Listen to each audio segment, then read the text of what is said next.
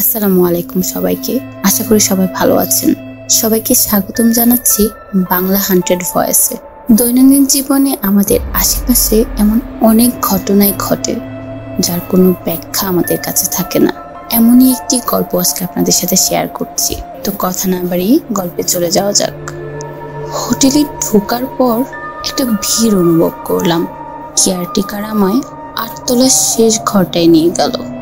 কিন্তু এতক্ষণ যে জাঁকজমক ও নতুনত্ব অনুভব হয়েছিল তাই রুমটা এসে একদম বিপরীত হয়ে গেল। কেয়ারটেকার আমায় বলল যে আমাকে নাকি এখন এই রুমটাতেই থাকতে হবে, কেননা কোনো একটি বিশেষ কারণে হঠাৎ করে নাকি বাকি সব রুম ভাড়া হয়ে গেছে। সে আমাকে রুমের ভিতরে নিয়ে গেল, কিন্তু অবাক করা বিষয়, কেয়ারটেকার রুমে ঢুকে সুইচ টিপতেই একটি নীল বাতি জ্বলে উঠল, যা অন্য রুমগুলোই নেই। তাছাড়া রুমটি ছিল দীর্ঘদিনের পরিত্যক্ত, যদিও সে বলল এটি বছর খানেকের। অন্য রুমের থেকে এর আরেকটি পার্থক্য হলো রুমের ভিতরের দিকে একটি পুরনো কাচের জানালা, যা নিষ্প্রয়োজনীয়। সে আমায় এটি খুলতে নিষেধ করলো এবং সাবধানে থাকতে বলে চলে গেল। কেয়ারটেকার চলে যেতেই আমি ঘুমের প্রস্তুতি নিয়ে ঘুমিয়ে পড়লাম। মধ্যরাতের হঠাৎ আমার ঘুম ভাঙতে আমি অবাক হয়ে গেলাম। ঘুমানোর আগে আমি যে ডিম লাইট জ্বালিয়ে ঘুমিয়েছিলাম সেটা ছিল নীল রঙের, অথচ তা এখন দেখছি লাল রং ধারণ করেছে। আমার বিছানার বিপরীত পাশে ছিল সেই জানালাটি।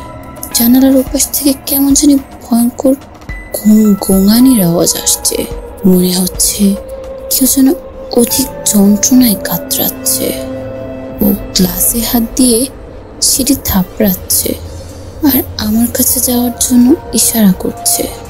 আমি ঘুমানোর চেষ্টা করলাম এবং বিষয়টি এড়িয়ে যেতে চাইলাম, কিন্তু আমি কখনোই সেক্ষেত্রে সফল হতে পারলাম না। বরং রাত যত বাড়লো আওয়াজটা ততটাই বেগবান হতে লাগলো। রাত পেরিয়ে প্রায় ভোরের দিকে আমার খানিকটা ঘুম আসলো, কিন্তু সেই ঘুম ছিল আরো ভয়ঙ্কর।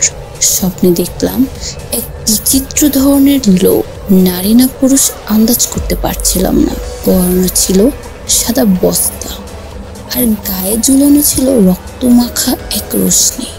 লোকটি আমার দিকে প্রচন্ড রাগে তাকাচ্ছে আর তাকে সাহায্য করার ইশারা করে ইন্দোনেশিয়ান ভাষায় আমাকে যা বললো তার পুরোটা বুঝতে পারলাম না, তবে এইটুকু বুঝলাম যে সে জানালার ওপাশ সম্বন্ধে আমায় কিছু বলতে চাইছে, কিন্তু ঠিক কি বোঝাতে চাইছে তা বুঝে ওঠার আগে আমার ঘুমটা ভেঙে গেল।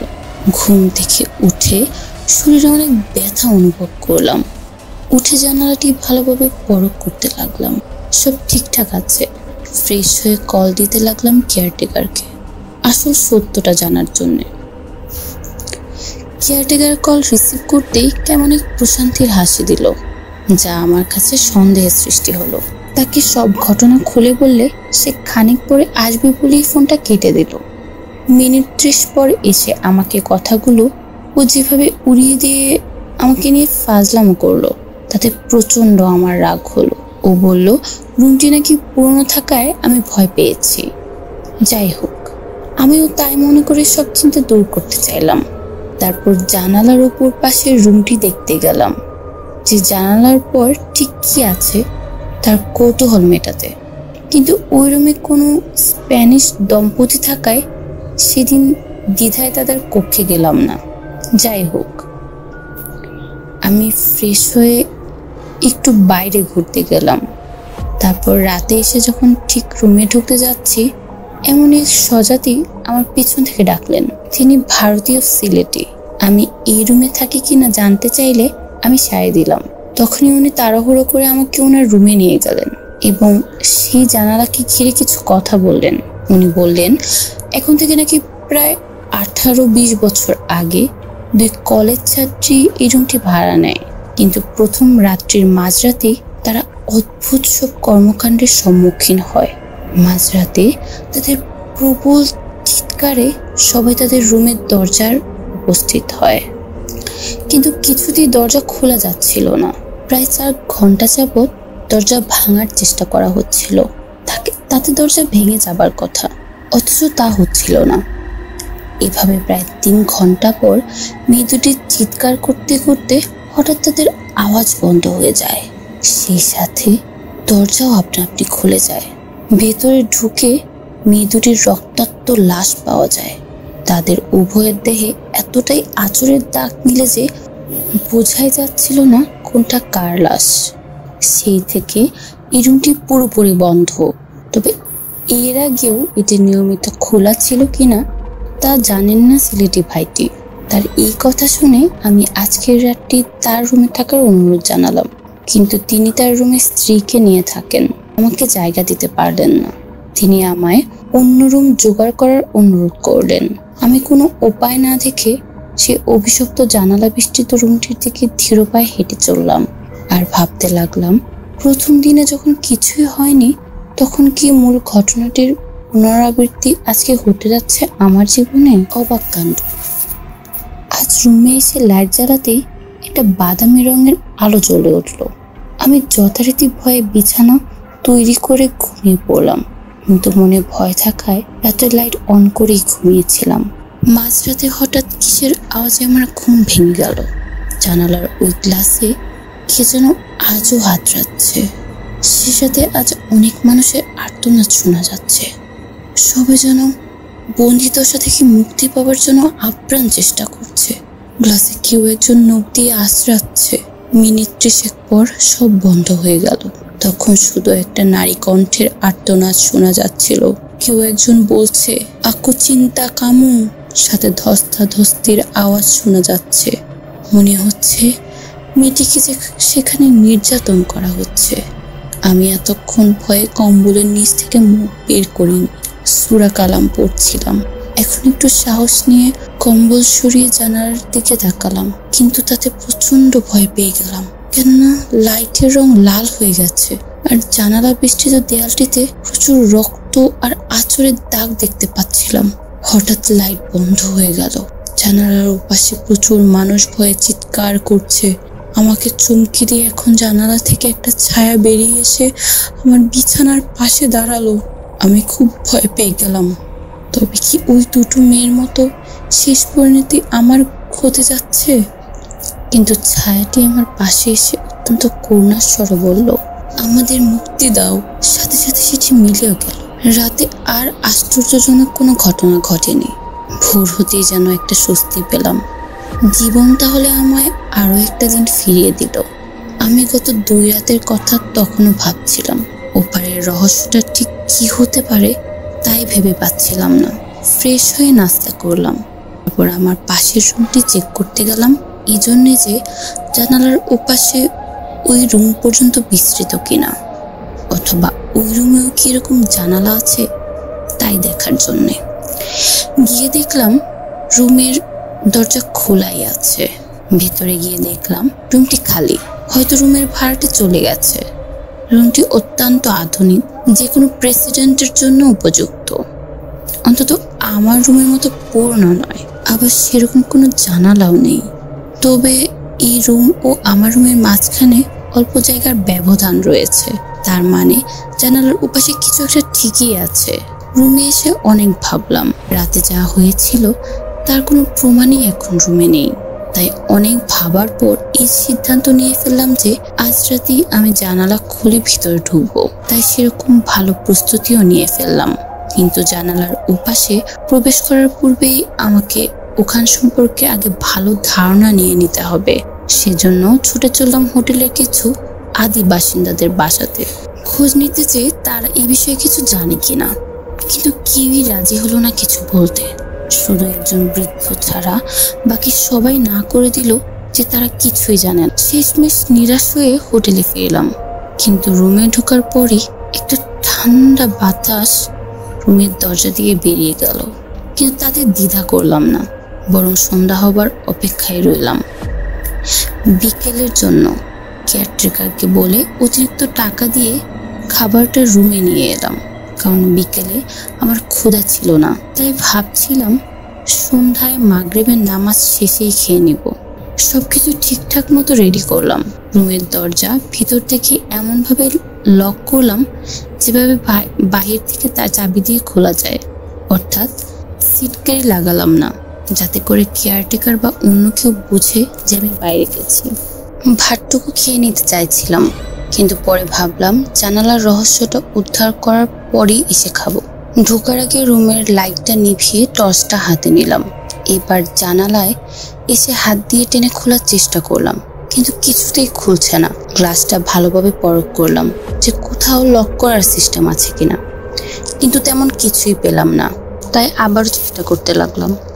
প্রায় 7 মিনিট পরও যখন খুললো না, তখন ব্যর্থ হয়ে যখনই সরে যেতে চাইছিলাম, তাই আবারও চেষ্টা করতে লাগলাম। প্রায় 7 মিনিট পরও যখন খুললো না, তখন ব্যর্থ হয়ে যখনই সরে যেতে চাইছিলাম, তখনই আপনা আপনি জানলাটি খুলে গেল। এতে অবাক না হয়ে পারলাম না, কিন্তু জানালাটি খোলার সাথে একটা ব্যতিক্রমধর্মী বাতাস জানালার উপাস থেকে বেরিয়ে গেল। আমি 7-5 না ভেবে জানলায় মুখ দিলাম, কিন্তু অন্ধকারে কিছুই দেখা যায় না। তাই টর্চ লাগালাম। ভেতর থেকে প্রচুর দুর্গন্ধ আসছে।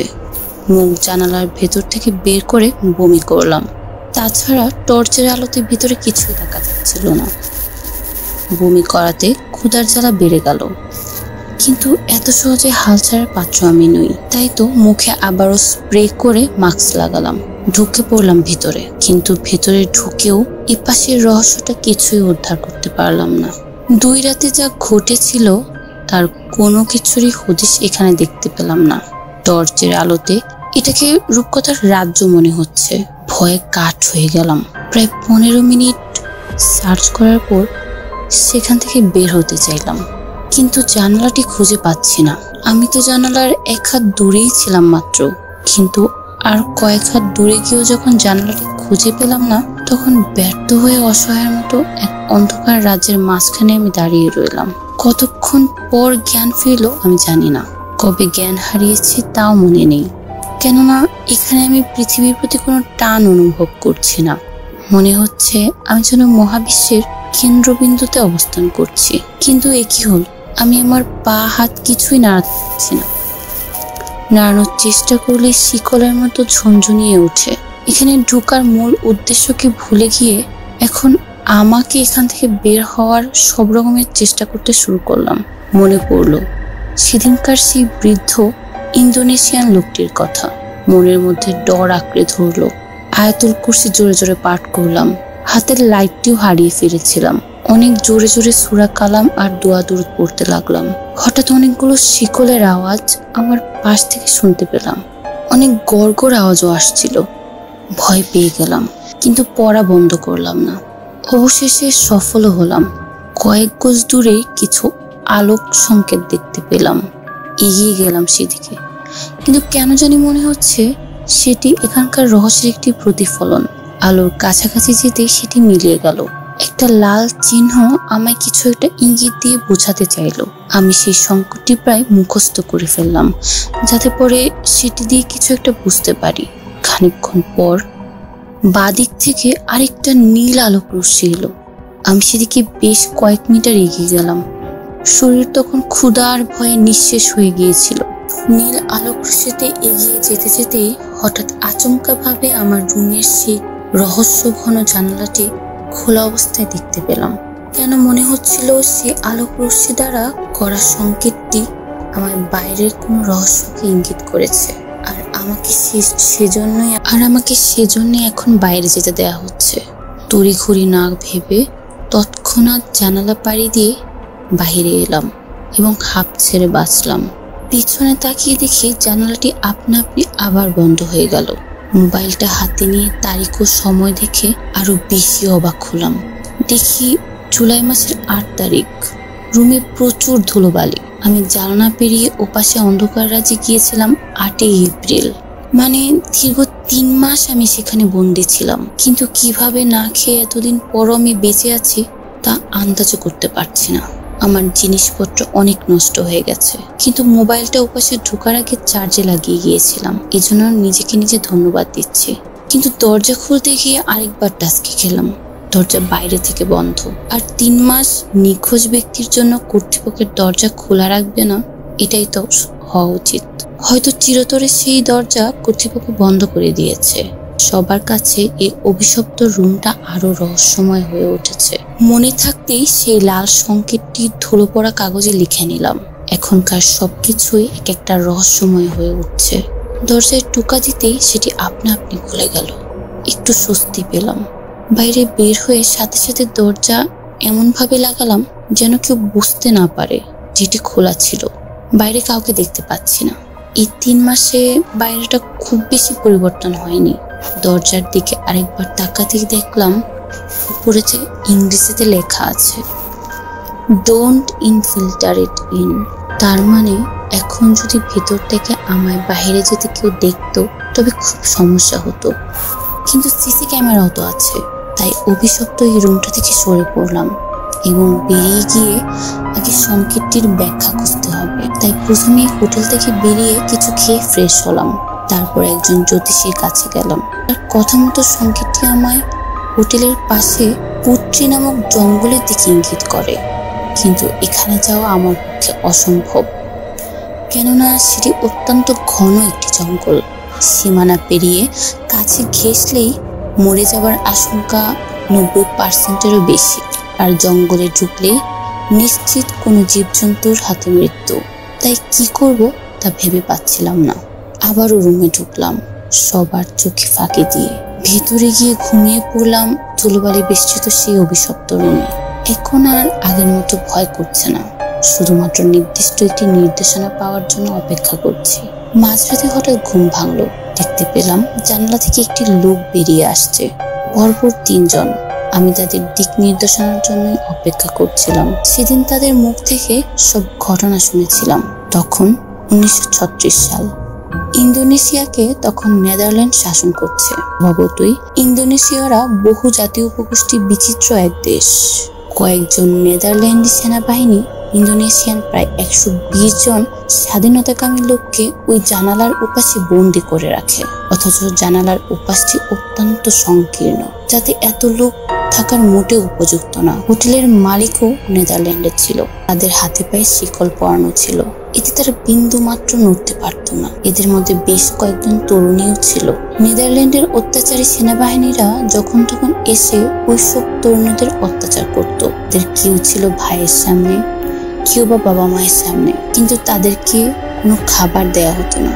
ওখানেই বন্দি অবস্থায় সবাই আর ক্ষুধায় মারা যায়। এদিকে ইন্দোনেশিয়া স্বাধীন হলে প্রথমে হোটেলটা সরকারের নিয়ন্ত্রণে আসে।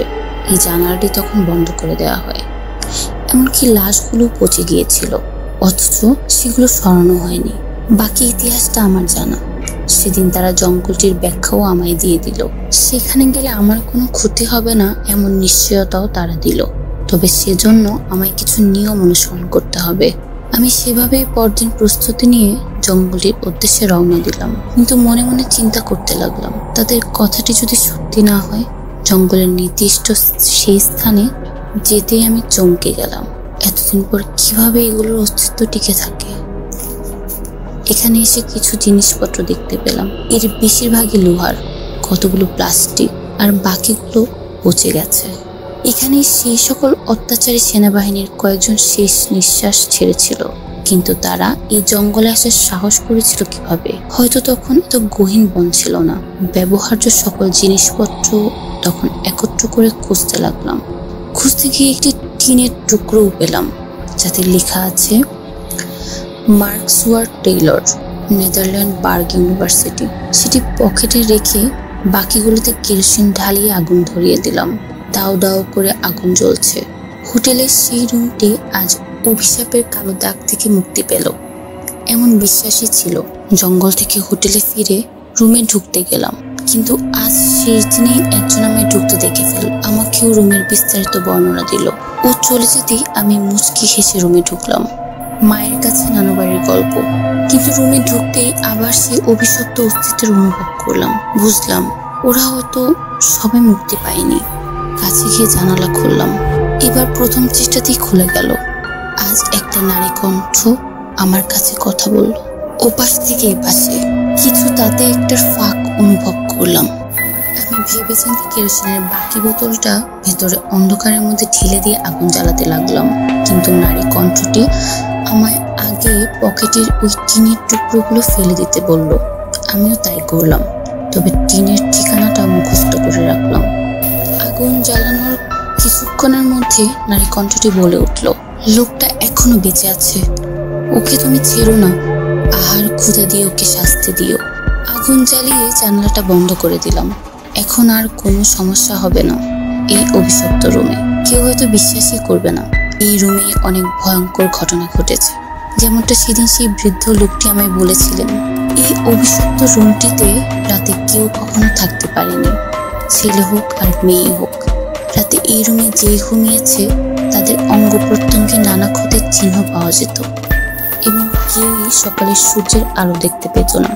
সর্বশেষ ওই 2 কলেজ ছাত্রী দুটির ক্ষেত্রে এমনই হয়েছিল। তারপর নাকি ওই রুমটিকে বন্ধ করে দেওয়া হয়। অনেকদিন পর আমি একমাত্র ব্যক্তি ছিলাম যে এই রুমে প্রথমবার কয়েকদিন থেকেছি। তবে আজ সব মায়া ত্যাগ করে এই হোটেল ছেড়ে চিরদিনের জন্য চলে যাচ্ছি। শুধু হোটেল না, এই বিচিত্রময় ইন্দোনেশিয়া থেকেও চলে যাচ্ছি। গন্তব্য এবার নেদারল্যান্ডের দিকে।